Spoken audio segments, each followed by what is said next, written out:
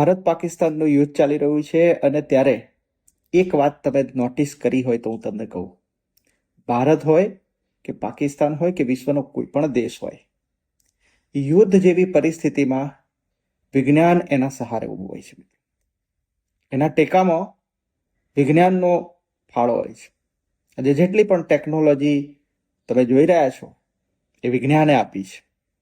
હું તમામ લોકોને એટલું જ કહીશ કે ભારતે જો મજબૂત થવું હોય અને આવનારા સમયમાં વિશ્વ પર જો ભારતે પોતાની પકડ બનાવી હોય, વિશ્વમાં પોતાનું વધારે મજબૂત સ્થાન ઊભું કરવું હોય તો વિજ્ઞાનવાદ તરફ જવું પડશે. હજી કહી રહ્યો છું, શિક્ષણમાં વિજ્ઞાનવાદને વધારે મહત્વ આપવું પડશે.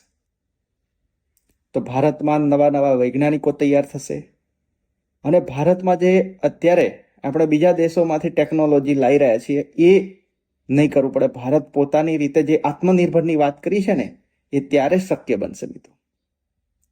એટલે વિજ્ઞાનનો વિરોધ કરવાનું છોડો અને બને એટલું વિજ્ઞાન વધારે વિકસિત થાય, વધારે સંશોધિત થાય એવું કરો.